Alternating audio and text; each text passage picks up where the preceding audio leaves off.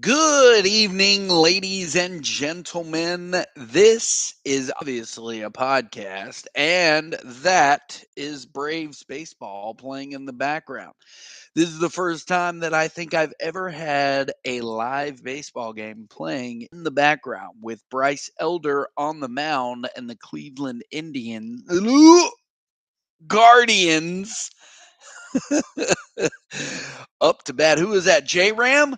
So maybe we'll see some highlights happening right now. Is that Jose Ramirez? It sure is. J Ram on, one man, J Ram up to bat, one man on, 0-1 the pitch.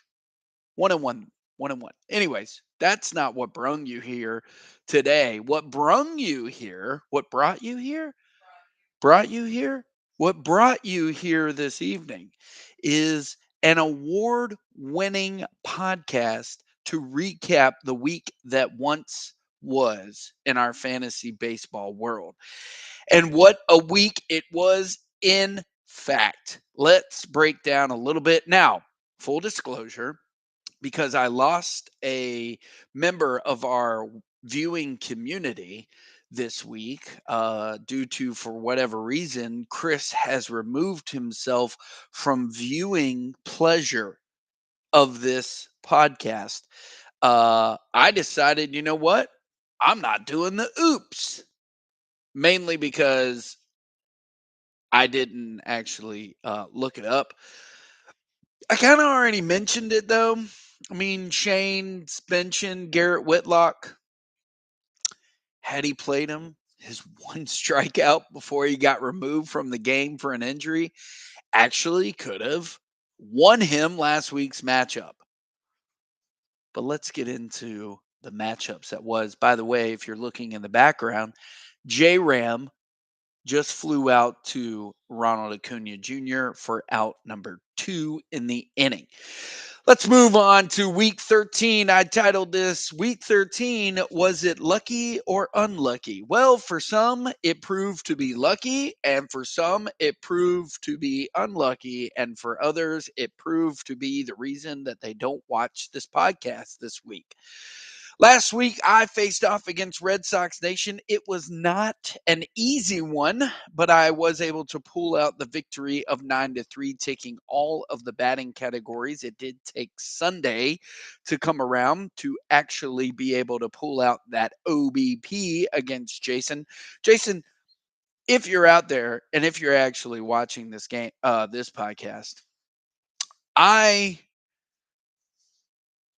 do not have a problem with your roster. You have a very good team. I don't know if this is maybe one of those where you're going to be the unlucky or lucky person.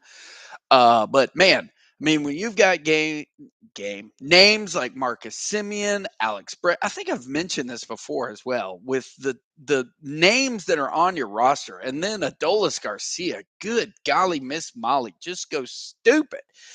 But yeah, I mean, I I just there's so much left in the season, regular season. I mean, we're in week 14, so you figure we're going all the way to week 22. So you've got what, 8 more weeks left regular season? I don't know, man. I just don't foresee you not being able to start turning it around. I mean, I know where you are down there, but I feel like a trade or two might turn this around for you. But anyways, 9-3, I was able to take out all of the batting categories, thankfully. Um, Not really. Well, it was a little close in the strikeouts, but I was able to maintain a under 1 ERA until the beautiful, I believe it was Saturday, came along, or Sunday, with Marcus Stroman, probably a Cy Young pitcher, so they say, came in and blew up my fucking ratios, along with who's the other cocksucker? Oh, Tony Gonsolin. Yes, and Hunter Brown. Yes. But Belo, Lugo, Woo, Keller, and Williams were able to keep me in it. What happened there? strand a runner at second base is Bryce Elder. Again, Bryce Elder on your team, doing good things for you. Not really a strikeout guy, but for whatever reason, in the non-shift era, he actually is doing well. He gets a lot of ground balls. So, but yes, again, this one will probably be a little bit quicker. I don't really like going this late into the podcast or into the evening doing a podcast. So 9-3, myself over Red Sox Nation, but the win was not enough to keep me in second place. Let's move on to the win that put bench warmers in second place, which actually I think we're tied when in terms of like games back between Josh and I, but for whatever reason, Yahoo's like, give it back to Josh. Josh, fuck you, bro. He won 11-1 last week against Hitman, Hitman. Looked to be like a team that was proven that he could hang. Well, he couldn't hang with Josh's dang-a-lang. 37-9, 36-6, 280, 346 with names like Rafael Devers, Ezekiel Duran is doing crazy shit. Dude, if like Julio Rodriguez just starts dropping bombs, watch out, everybody. But again, it really sucks when you see names like Nolan Arenado, Corey Seager, Leota Taveras, and they just can't carry your team offensively. Like, man. But pitching down there, he's got Zach Eflin. He's done pretty good this year. Nathan Valdi, All Star. Logan Webb. I don't know. But yeah, 19 strikeouts for Spencer Strider. Sandy Alcantara came back for him. Andrew Heaney had some good stats. Dylan Cease. That is Josh. So he pulled out a win 11-1. Drop It Like It's Fought faced off against Mandalorians, pulled out a win 7-4. Let's look here. This was actually a very offensive week for a lot of teams. 14-11 in the home runs, 47-30 in the RBIs. It wasn't even close in the batting categories at all. Pitching was very close for the two gentlemen here. Fought was unable to win the strikeouts, lost it by one. His ERA was a little high. They both tied in quality starts, but again, this is just a precursor with 6 wins. I could only muster one. This motherfucker's walking out of there with 6 wins with names like Castillo and Kirby, Paxton, yippee-ki-yay, right? Moving on to Rally Monkeys versus McCollin 25. Fernando said, Walker who? Oh, okay. Walker took 2 categories. Runs by 4, strikeouts by 2. They tied in wins. Other than that, there was, no offense. Walker already said it. .190 batting average. If it wasn't for Joey Gallo, of all people, yeah, nothing from Muncy, nothing really from Dela Cruz, nothing from Giancarlo Stanton, nothing from Walker, just nothing. Nata. Not really a lot from, but 10 home runs for Fernando. 6 of them came from Shohei Ohtani. Shohei Ohtani. It's the Shohei Ohtani show.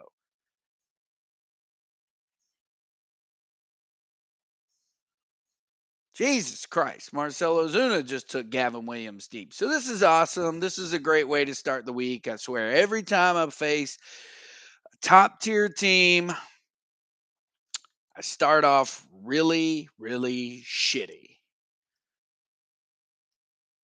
Moving on, Rayford Peaches faced off against Bucketheads, and Buckethead says, don't forget about me. Brian said, I'm taking down Rayford Peaches 10-2. I said last week was an offensive week. Ray, I think, threw a shoe at me, and I had to edit that out because she's like, what the fuck are you talking about? I didn't have any offense. She had 3 home runs. She did have some good RBIs, some good runs, but, you know, all in all, it wasn't like both of these people were putting up, fantastic shit, but it just was, it is what it is. But Brian's like, hey, I got a team with guys like Dansby Swanson batting 125 for the week. CJ Crone, well, he's actually batting 429 for him coming back. Anyways, he's got some names on there. He grabbed Eloy Jimenez. I can't believe Eric dropped him. What the fuck was he thinking? I don't like him. Well, you dropped him when he was healthy. I mean, dropping him when he's injured, I get, but dropping him when he's healthy, I raise my eyebrow. I just want to point out one thing. A couple of weeks ago, a trade was made involving a Christian Javier, and some eyebrows were raised like, Casey, what are you doing? You're a dumb motherfucker. Y'all go look at his last 3 starts, okay? You're welcome. That's all I'm going to say, okay? Fuck you guys. Fuck you. Fuck y'all. Anyways, moving on, I think we covered, we did not cover the matchup of the week. We usually wait till the end, and this one was awesome. 5-5 between Shane and Eric. So technically, Eric, we're putting this in the tie column. I know 2 weeks ago I made a proclamation that you were going to go 11-0. Well, you're a 1-0-1. Okay. I didn't really actually think that a tie would actually, happen. But again, I've already given kind of a little oops. Again, Shane, will remove you from the oops category because yes, if you tied, you would have won that or not. You would have essentially taken away a point that Eric had, and you would have won 5-4. I'm sure there was something else that happened, but you two gentlemen did not disappoint with your dialogue. Eric won by 1 home run. The runs were separated by 6, but 5 RBIs was the difference. 12 stolen bases. Who was the fast motherfucker on Shane's team? He had 3 from Jose Ramirez. He stole home and Luis Roberts. Who the hell thought that Luis Roberts was a thing?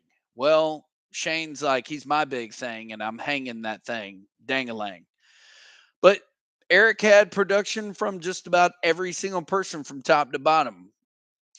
Contreras, Haisum Kim, Machado woke up for you a little bit. Francisco Lindor, this Logan Thomas kid, again, he's like ranked like what in the top 20, top 30. Yeah. And you got all those strikeouts from Guzman. By the way, that's the name in which I was referring to earlier on the phone with you, Eric, even though you'll never, ever, ever, ever watch this podcast. Why? I don't know, because you don't take enough shits in the day to pull up this podcast and watch it for 15 minutes. How long have we gone? We're almost at 15 minutes. Let's check in on the game real quick. Bryce Elder's up. The Braves are up 3-0. And Bryce Elder just gave one to Jimenez to give to Ronald Acuna. They're sharing baseballs out there. It's awesome. Let's get into week 14. That was the matchup of the week recap. Thanks, gentlemen, for not disappointing us, but we're done with week 13 and the recap that was. Week 14 might prove to be unlucky. There are 3 teams right now with goose eggs. I am one of those. Myself will be facing off against number 1, Nick. Drop it like it's fought. I would like to see the gap. I think it widened again. Trippin' Billies against McCollin 25. Benchwarmers versus Rayford Peaches. Hitman versus Swingin' Low. Mandalorians versus Rally Monkeys. And Red Sox Nation versus Bucketheads. Bucketheads, if you want to prove you belong, you've got to go with one of our longest tenured individuals in this biz, and that's Jason. And right now, he's taking you 6-3. Mandalorians is taking on Rally Monkeys. That would be one Walker. And Mandalorian says, not so fast. Come down here and have a seat. Hitman is beaten Swinging Low. Eric, it's going to be a long road ahead of you, sir, if you lose this week. So get your shit together. Mike Trout's out there for you if you want to talk. I don't know. We're talking, but we could talk some more. Benchwarmers has proven that he belongs 9-1 right now against Ray. Trippin' Billies is 5-3 against Fernando, and myself again is losing mightily to 1 Nick. Yeah, I think it's like 21 games, 22 games, something like that is the distance that we are back. But yeah, nice little 675 goose egg there. It's going to be the Kyle Tucker week against the Texas Rangers. That's awesome. But yeah, Martin Perez, he sucks donkey dick from what I heard. I read it online or something. So, anyways, that's all I got for you guys. I think. Oh, okay. So a little like side note, I am super excited. Oh, look at that! McCollum 25 turned it around 65, and Hitman's now up 11-0 over Eric. Stay tuned. Watch. Oh, you guys probably are like, well, who's the matchup of the week? Well, we have two, ladies and gentlemen. Let's go 1 and 2. Myself versus Nick. I won't be breaking down the dialogue. I already know. I seen this story. When you're facing off against the team that just broke into 143-11, I'm pretty sure I know what's going to happen. I've seen this movie before. Tom Cruise does a lot of running and then he saves the day. Nick is going to run the table. I've already fucked myself. I don't have very good pitching. Moving on. And he's got names like, oh, I don't know, Kyle Tucker. You know what? Jordan Alvarez is probably going to come back this week. Jose Altuve is going to do great things. Bryson Stott's going to have the season, and then not to mention Mookie Betts is, he's awesome. Hunter Renfroe. I mean, all these names, just all these great names on his team. I feel like my batting could compete, but no, not when now. Matt McLean is 0 for 3, and Spencer Steer is 1 for 3, and we're facing off against the mighty Washington Nationals, the team that is champion. Yeah, whatever. So, anywho, moving the fuck along.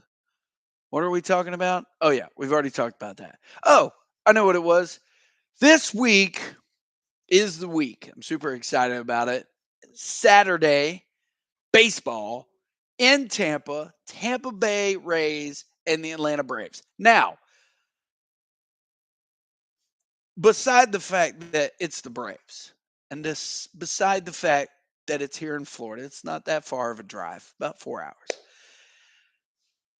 The thing that I realized a couple of weeks ago, or actually about like mainly today, but definitely about a week ago, we are looking at a possible World Series matchup in July. What's that now? In the power rankings, the Braves just kind of jumped over those Tampa Bay Rays. They're in two different divisions, obviously. For those of you watching, you know baseball. This could potentially be a World Series matchup. What's really cool in my memory bank is we went to Dunedin to watch the Braves face off against the Toronto Blue Jays. That year, those same Braves went to the World Series. I'm just saying. It's pretty fucking cool when you can have just a little bit of that history. How awesome is that? I'm really excited about it. And not to mention, it's indoors. So, weather. I don't know if you guys have been living in Florida here recently. Everyone but Nick. If y'all know, it's been fucking hot. So going into a place where it's probably moderately temperatured, whatever. I think that's all I got. That's all I got. Ray, you got anything? Ray doesn't have anything. I don't have anything more. Baseball is rapidly approaching, coming up on Saturday. I kind of forgot everybody that's going there. Jason, I think you're in. Walker, I know you're in. I know Shane and Nick and Eric, all you other people. I know Fernando's going to be there. That's going to be fun. Walker, you going to have some shit to talk? Huh? But regardless, I know I'm going to be there. Ray's going to be there. It's going to be exciting. I'm really excited about it. I think it's pretty cool. And not to mention, man, dude, All-Star City, baby. Randy Arozarena. Unfortunately, we won't be seeing Shane McClanahan for right now. Jason's fully aware of that. Um, who else from the Tampa Bay Rays? Is it Isaac Paredes or Yandy Diaz? Yandy. And their bullpen. I mean, it's going to be great. And what's, in my opinion, awesome as well is we could be watching a potential series win because we're going in the middle of their matchup or their series. So they play on Friday and then we're coming on Saturday. And so if Tampa has won the game and Atlanta wins, well, then obviously Sunday is important. But if Atlanta, you guys get it. I don't need to explain it to you. Also, a little side note, this week is supposed to be the week that the episode 2 of Show Me Something Nugan drops. We're really excited about it. As a matter of fact, we're supposed to be finalizing the rest of the director's cut edit tomorrow. Speaking of tomorrow, happy 4th of July, everyone. Hope everybody's off. Hope nobody has to work. Hope everybody enjoys their family time. We're about to baste or is it based? Is it called basting ribs or season them? We're going to season some ribs. Oh, look at that. Michael Harris has his second home run against my fucking pitcher. This is awesome. I love watching baseball as I'm getting fucked in the ass. This is awesome. This is my new thing. So this is cool. Thanks, Michael Harris. Go Braves. And fuck you, Gavin Williams. I was told you were good. You actually suck. Anyways, this has gone on long enough. Baseball over here in the corner. Gavin Williams looks dejected. I love it. Ugh, I suck. Yes, you do, sir. Anything else? Happy 4th of July. That's it. Have a good night, everybody. End stream, and that button didn't work, and I'm going to try it again. And there we are. And now.